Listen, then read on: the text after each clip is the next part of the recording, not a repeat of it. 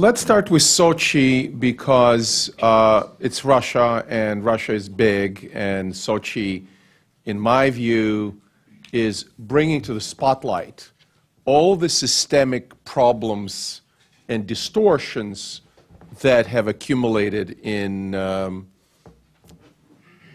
14 years, almost 14 years of the Putin rule.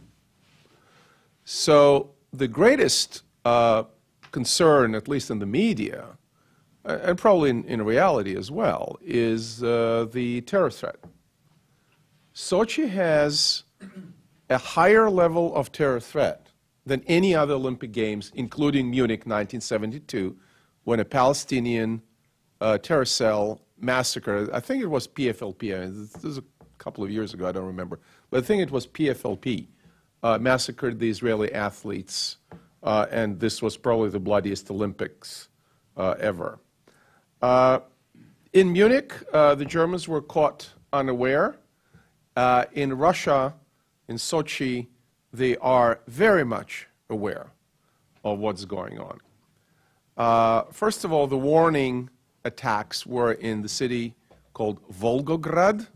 Volgograd is the historic Stalingrad. And for whatever reason, I was trying to dig and understand and check Russian sources. Nobody knows why Volgograd is a target, but it wasn't the two recent suicide bombings that killed 37 and wounded scores. There were other attacks. There was an attack on a police station. There were two suicide bombers who boarded planes from Moscow to Volgograd, and they blew up the planes. The planes went down. So terrorism is indeed a big threat, and how the Russians are dealing with terrorism is very telling, because they're throwing up to 100,000 security personnel on that. It's numbers. It's classic Russian approach. It's numbers. But they're still looking for that one female terrorist bomber in Sochi that supposedly penetrated. And there are numerous other threats that they're trying to pursue. The bottom line, what we see in the track record of Russian counterterrorism threat, and of course, I have a heritage paper from last year. I have a forthcoming monograph from the War College on the North Caucasus, war and terrorism. They really did not get counterterrorism under control. The force is corrupt. The Caucasus ethnic groups, the Caucasus Muslims, speak languages that only someone who grew up speaking English or Lak or Avar or Chechen can speak it. So you cannot plant an ethnic Russian and penetrate a cell. You are either good and you're running an agent, what is called in place, inside, and of course they're all watching each other, or you have no intelligence. Secondly, when they move for an operation like they did in Moscow, this is 1,500 kilometers, 1,000 miles at least from North Caucasus to Moscow. If they're trucking explosives, they go through checkpoints, money changes hands, and boxes or briefcases or backpacks do not get opened. This is how those female suicide bombers got on these two planes out of, I think, Domodedovo airport in Moscow.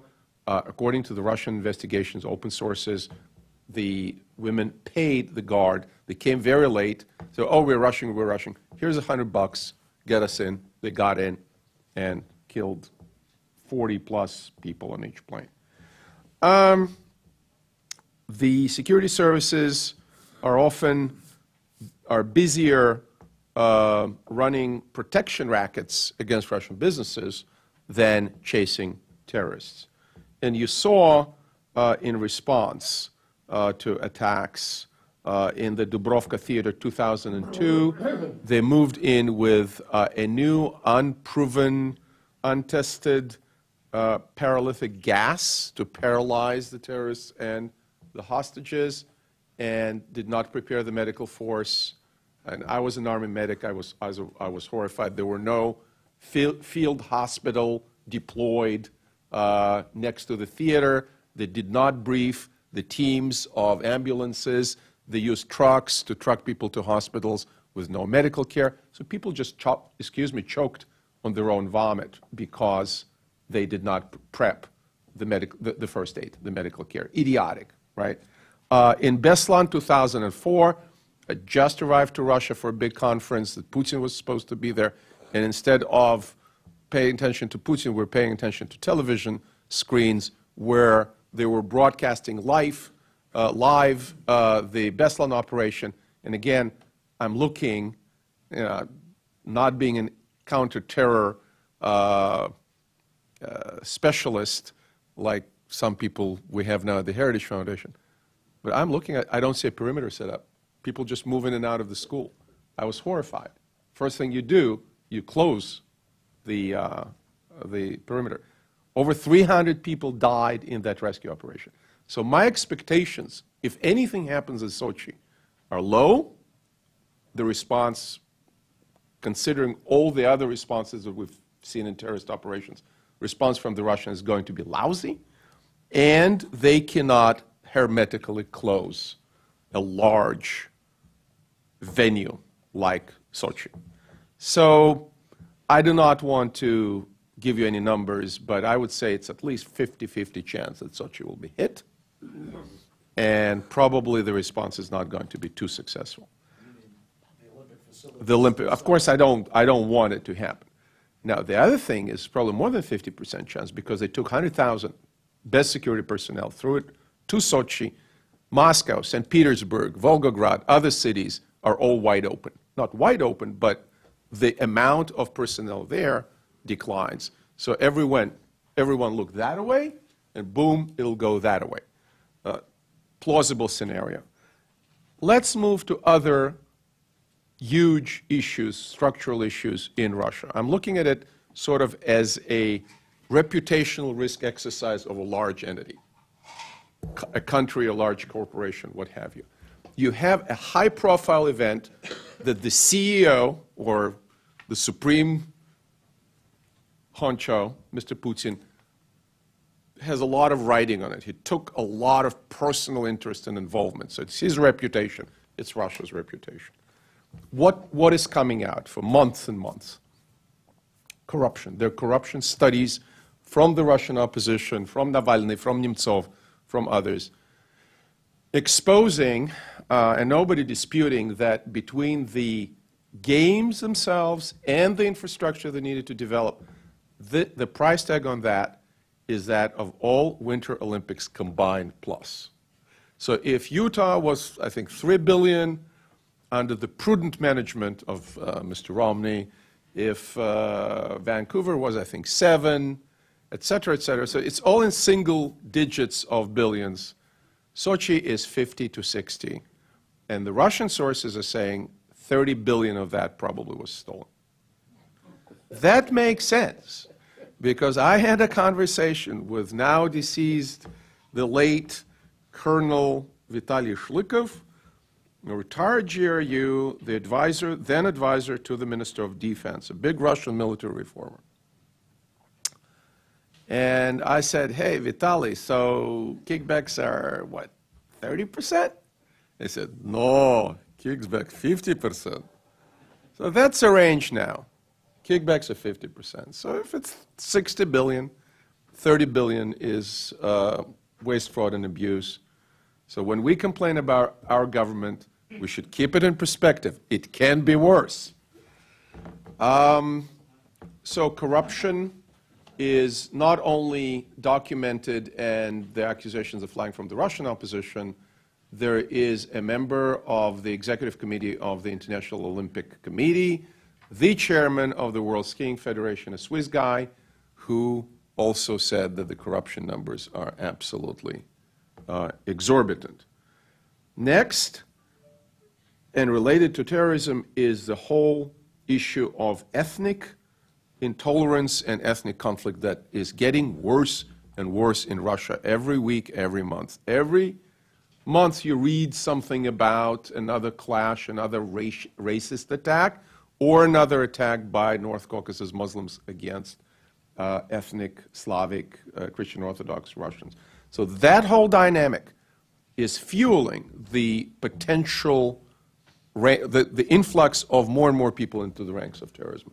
Up to and including that now the Islamists are converting ethnic Russians, people who are more difficult to, as Russians call it, face control, to check visually, because they're blonde, they're blue-eyed, they're Muslim, and they're fanatical as the neophytes, newly converted into Salafi Islam people normally are. So the Volgograd bombing included a recent ethnic Russian convert. Other attacks also included that. But the dynamic of North Caucasus Muslims becoming more sympathetic to the Salafite Wahhabi ideology, according to the data I've seen, 25 to 30% of youth is now sympathetic. Not necessarily active, not necessarily supportive, sympathetic, which means from that pool you can recruit suicide bombers or operatives or just gain support. People who rent apartments, people who will drive you, people who will store your explosives, people who will go and conduct pre-attack intelligence, et cetera, et cetera. I'm not going to bore you with all the operational details. Okay, so we said ethnic, we said ethnic conflict, terrorism, corruption. The last thing I'm probably going to mention is the Russian image and crackdown on liberties. Just the other day, a Russian cable TV channel that was in opposition to Mr. Putin, called TV Rain, Dozhd in Russian, was shut down. Why was it shut down? Who knows? Why was TV Rain shut down? TV Rain was shut down because they had a question in a poll, in an on-screen live TV poll that somebody, probably Mr. Putin himself or somebody else, didn't like.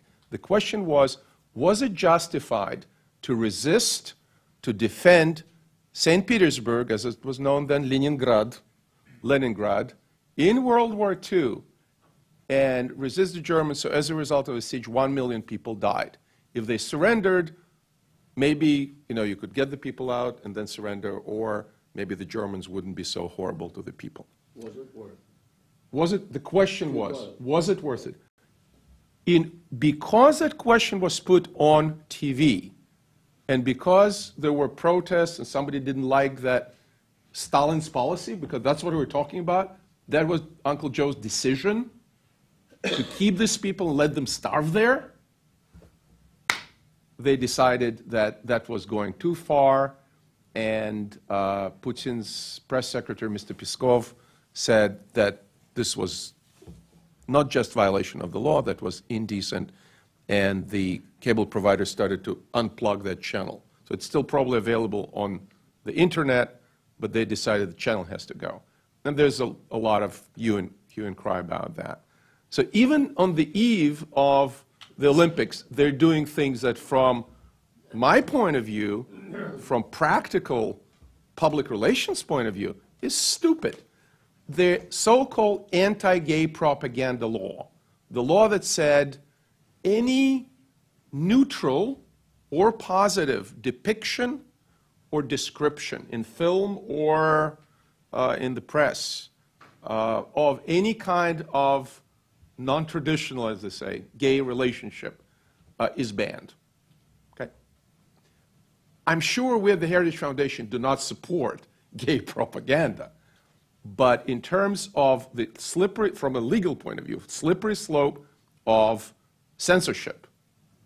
And then, of course, once you start moving in that direction, next thing, some kind of activist popped up and said, we should have all gays put in gas chambers and burnt, quote, unquote. Mr. Akhlabystin, a defrocked Russian Orthodox priest. So people go, and again, on the eve of the Olympics, when, whether you like it or not, there are a lot of gays in the media, just like there's a lot of gays in other professions. Okay? They got that thing mobilized against themselves.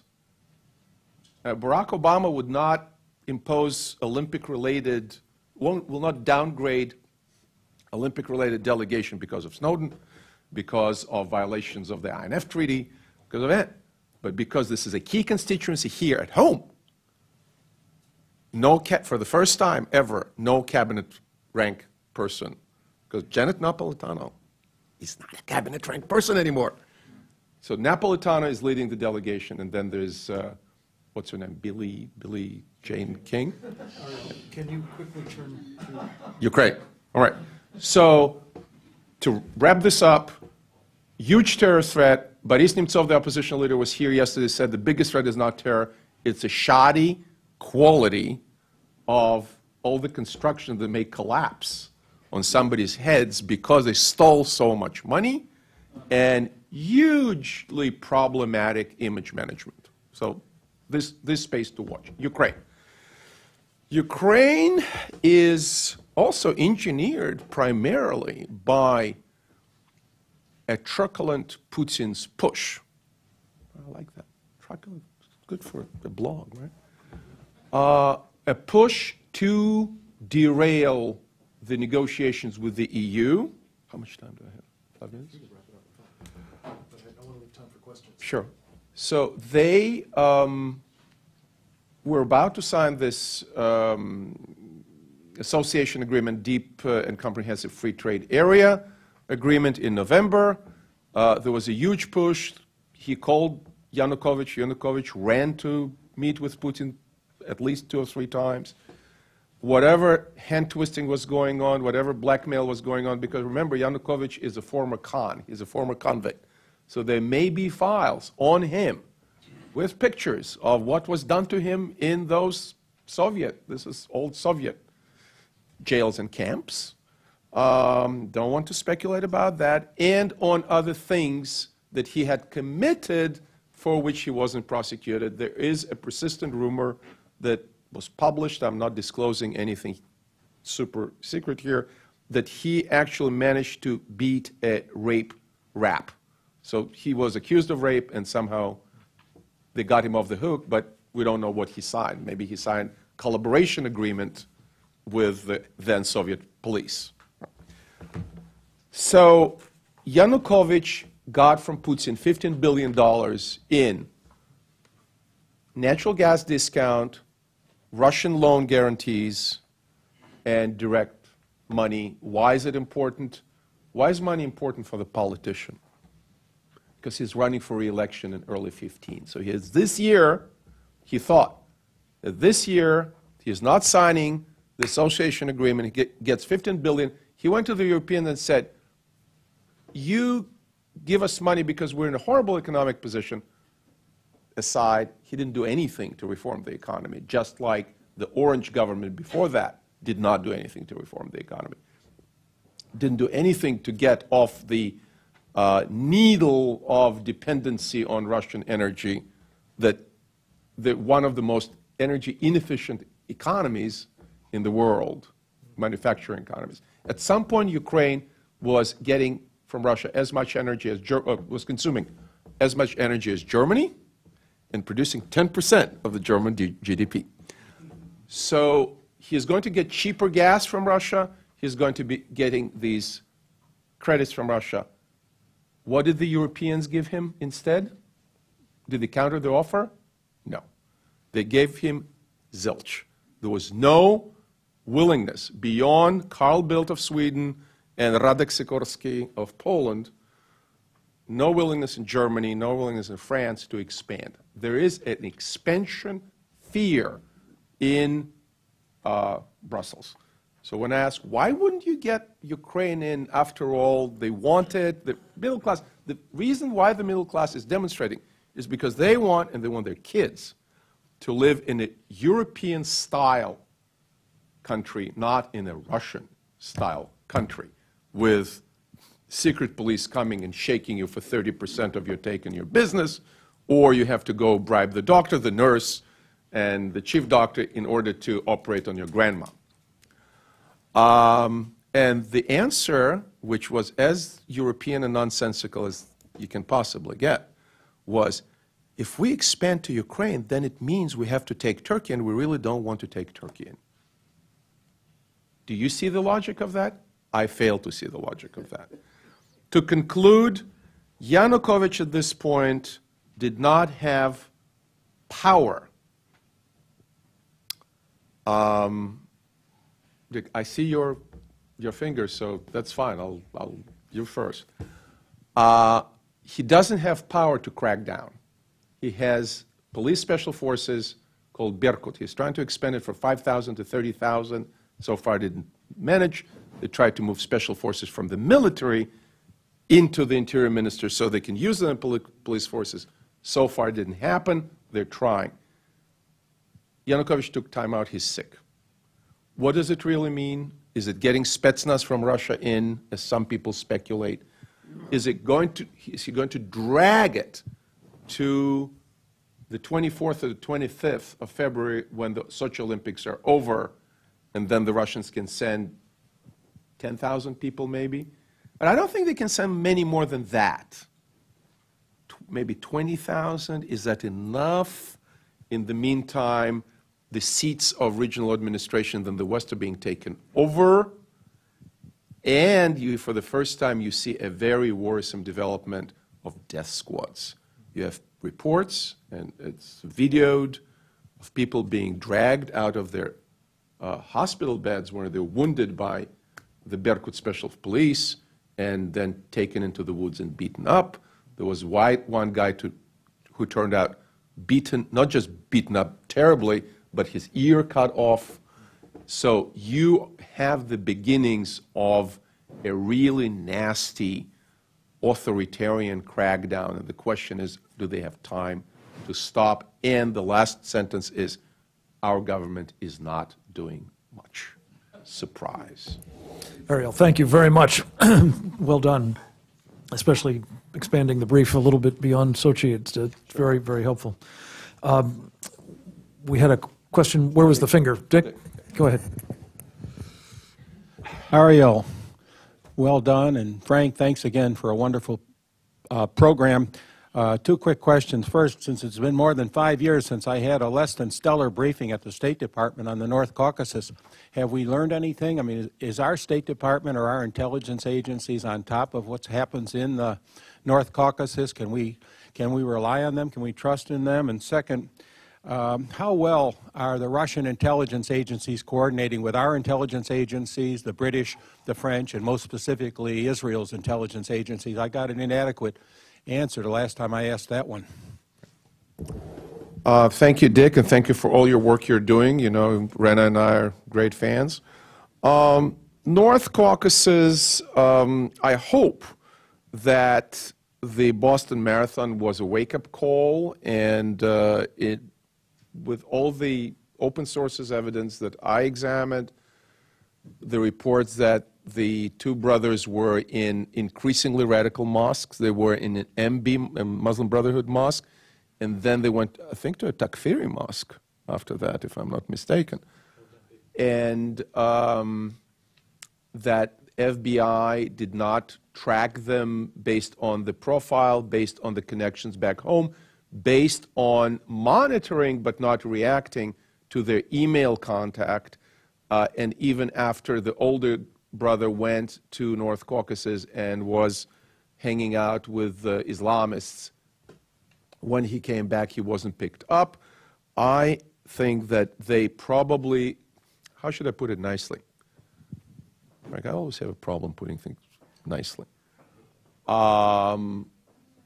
They could have done more, and I hope they're doing more specifically on that group, just like on any other group. Somalis who go to Somalia, Yemenis who go to Yemen. If you go to your home country and you hobnob with the wrong people and we see evidence in your email, you fit the profile. On Russian cooperation, I think there is, the well is poisoned, and I think that the biggest poison is called Ed Snowden.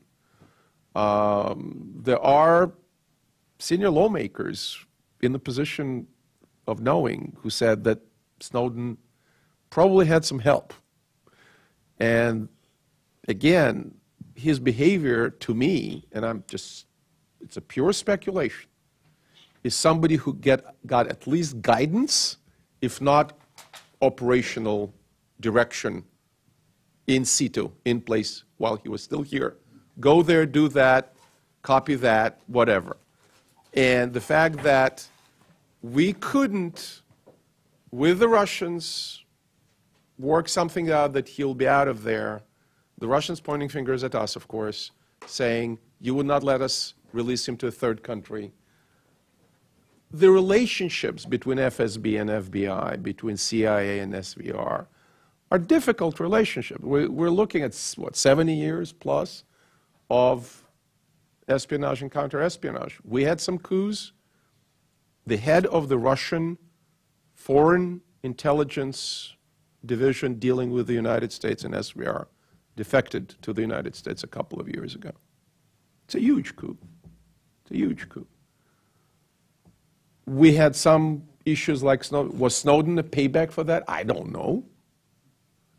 But the mindset of their leadership, you know, Lieutenant Colonel Putin, the former head of FSB, the guy who was a key guy, he didn't run Dresden shop, but he was a key guy.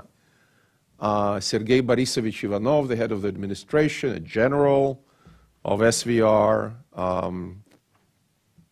former head of SVR, former defense minister. They have an intelligence, human intelligence focused mindset. Why human intelligence? Because that's what they do. We have better technical intelligence, no question. We have better cyber. We have better satellites with bigger lenses and better resolution. Human assets? Russians, Brits. Yeah. So it's hard. I mean, what I read is like a couple of dozen of agents there.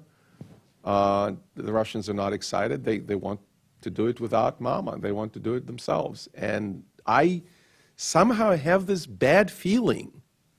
No immediate data, and I don't want it to happen, but I just have a lousy feeling. The target is just so juicy for the Islamists. It's not, I'm not kidding. Yeah. So we have this neo-czarist. He's supposed to be returning to the model of close to absolute power, Putin. And how is it that someone that power-hungry can't make clear to the oligarchs that he needed the Olympics to go off without the higher level of corruption? Why didn't he have personal attention to it? I would think that there's a contradiction in our understanding of him. He cared about the Olympics so much, but then it appears that he allowed business as usual to proceed in the economic sphere on issues relating to the Olympics. Is there a contradiction there? And why didn't it happen that he focused on it and let people know they'd be in trouble if they prevented the Olympics from going forward? In Russia, there is high level, this is three hyphenated words, high level enabled and very permissive environment for corruption.